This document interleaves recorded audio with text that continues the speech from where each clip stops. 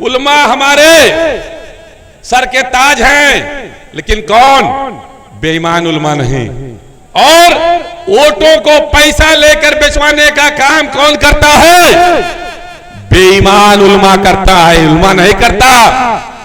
उलमा अगर अपनी राय देगा तो उसके पीछे पैसा नहीं लेगा। हमारे उलमाओं का ज्ञान बाबरी मस्जिद के समय नहीं था।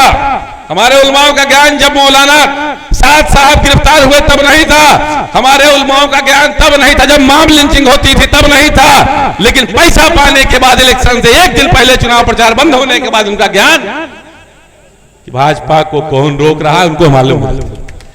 तो भाई सियासी उलमाओं से सावधान रहना। एक रथ यात्रा गुजरात से चली 90-91 के आसपास, 92 के आसपास। उसका नेतृत्व करने वाले ने दावा किया गुजरात से कि मैं ये रथ यात्रा लेके निकल रहा हूं, जब उत्तर प्रदेश में पहुंचूंगा तो बाबरी मस्जिद को गिराऊंगा। उस समय हमारे तमाम वो सियासी उलमा हजरात जो फतवा देते हैं इलेक्शन पीरियड में, उनका कोई फतवा नहीं आया।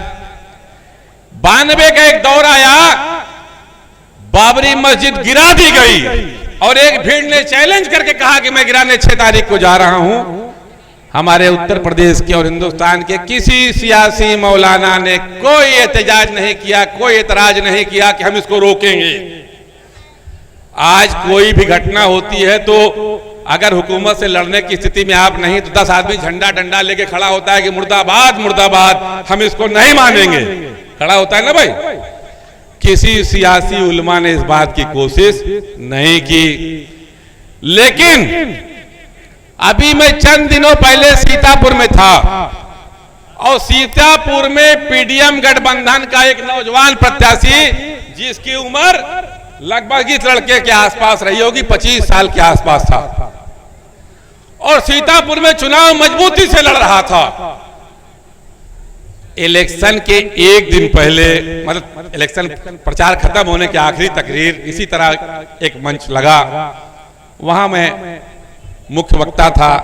मैंने यह बात कही कि इलेक्शन प्रचार बंद होने के बाद जब सियासी जमात के लोग दौलत की गड्डियां ले लेकर निकलेंगे तो हमारे बेईमान उलमा, सारे उलमाओं को नहीं कह रहा हूं, सिर्फ बेईमान उलमा, क्यों? जो आदमी पैसा लेकर वोट दे, वोट तो फ्री का है ना भाई, वोट देने में पैसा तो नहीं लगता। आप किसी भी पार्टी को वोट दीजिए, कांग्रेस को दीजिए, सपा को दीजिए, बसपा को दीजिए, आपका खुला अधिकार है, किसी को दे सकते हैं, उसमें किसी की कोई जबरदस्ती नहीं है, यही जमहूरियत है। लेकिन हमारे बेईमान उलमा, जब उनकी जेब में नोट की गड्डी गई, ये बात मैंने मन से कही थी कि इलेक्शन प्रचार बंद होने के बाद जब सियासी जमात के लोग नोटों की गड्डियां लेके निकलेंगे तो ये सीतापुर के उलमा हजरात जिसके पार्टी की तरफ से पैसा पाएंगे, रात में उसके लिए फतवा देंगे। तो फिर रात में बहुत सीरियस हुए सीतापुर के उलमा हजरात, तो गाड़ी लेकर, मोटरसाइकिल लेकर गली गली, मोहल्ले मोहल्ले, अरे आप समझ नहीं रहे हैं, आपकी भाजपा को रोकना है। और ये लड़का जो टहल रहा है पीडीएम का, ये तो चंद लड़कों को लेकर टहल रहा है, इसके पास वोट नहीं है। समाजवादी का गठबंधन लड़ रहा है, उसमें कांग्रेस के टिकट से एक प्रत्याशी है जो पिछली मर्तबा भाजपा का विधायक भी था, कांग्रेस के टिकट से आपके यहां चुनाव लड़ रहा है। उसको भाजपा भूल जाइए, लेकिन उसको वोट दे दीजिए। कौन कह रहा है? हमारे उलमा, बेईमान उलमा, बिकाऊ उलमा के। साथियों, 10 साल से लगातार पार्लियामेंट के चुनाव में कांग्रेस हार रही है। अमेठी उनकी बपौती सीट थी, राहुल गांधी चुनाव हार गए। मौजूदा लोकसभा में उत्तर प्रदेश से कांग्रेस से सिर्फ और सिर्फ राहुल गांधी की अम्मा अकेले सांसद हैं। लेकिन हमारे सीतापुर के उलमाओं को यह खबर पहुंच गई, इल्हाम आया, वही आई कि अगर मुसलमान इकट्ठा हो जाएगा और बटेगा नहीं, ओवैसी साहब को वोट नहीं देगा, बहन पल्लवी के हाथों को मजबूत करेगा, तो गड़बड़ा जाएगा। क्या गड़बड़ा जाएगा? 10 साल से लगातार भारतीय जनता पार्टी का सांसद वहां जीत रहा है, तब नहीं गड़बड़ा गया, लेकिन इस बार गड़बड़ा जाएगा। इसलिए वोट दीजिए उसी भाजपा के भागे हुए विधायक को जो कांग्रेस का टिकट लेके आया, जिस कांग्रेस की हैसियत आज उत्तर प्रदेश में नहीं है। इस लोकसभा सीट इलेक्शन में उत्तर प्रदेश में कांग्रेस के 17 कैंडिडेट खड़े हैं। मैं दावे से कह सकता हूं कि अगर कोई एक सीट जीतेगी तो रायबरेली वाली सीट अगर कांग्रेस के लोग निकाल सके तो निकाल सकते हैं, वरना सन्नाटा रहेगा। लेकिन हमारे उलमाओं का ज्ञान बाबरी मस्जिद के समय नहीं था। हमारे उलमाओं का ज्ञान जब मौलाना साद साहब गिरफ्तार हुए तब नहीं था। हमारे उलमाओं का ज्ञान तब नहीं था जब मॉब लिंचिंग होती थी, तब नहीं था। लेकिन पैसा पाने के बाद, इलेक्शन से एक दिन पहले चुनाव प्रचार बंद होने के बाद उनका ज्ञान कि भाजपा को कौन रोक रहा है उनको मालूम है। तो भाई सियासी उलमाओं से सावधान रहना।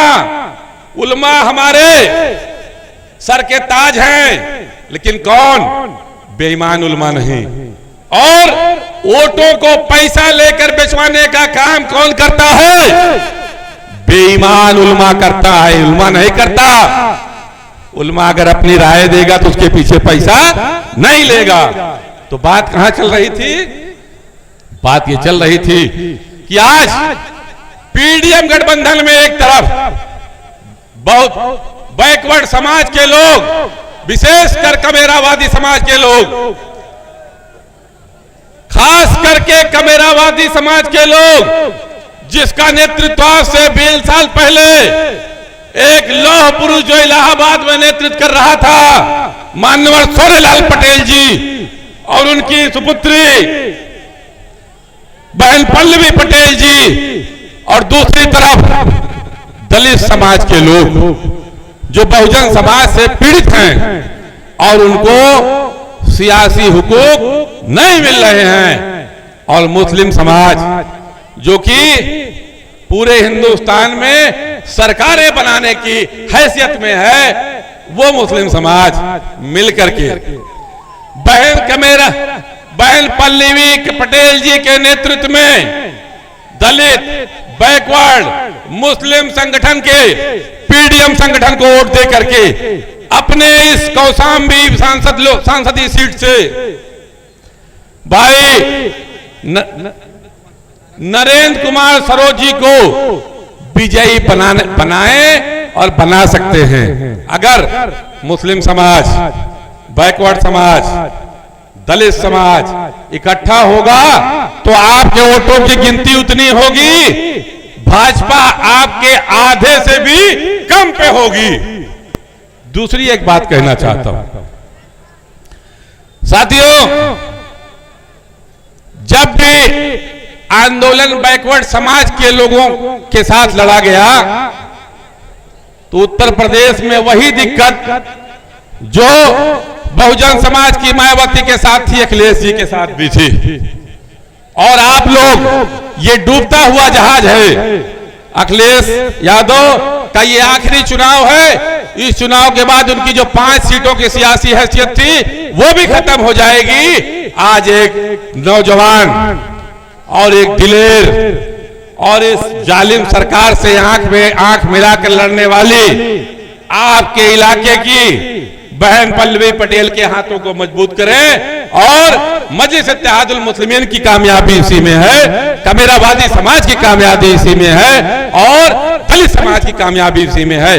अगर ये इलेक्शन आप जीत कर नहीं आते तो इसके लिए भाजपा के लोग जिम्मेदार नहीं, इसके लोग सपा के लोग जिम्मेदार नहीं है। इसके लिए आप जिम्मेदार होंगे और सिर्फ आप जिम्मेदार होंगे। आपके पास पूरी वोटों की पूंजी है, आप जीत सकते हो। सिर्फ कोशिश करने और हिम्मत करने और दिमाग लगाने की जरूरत है। नहीं लगाओगे तो उसके जिम्मेदार तुम होगे।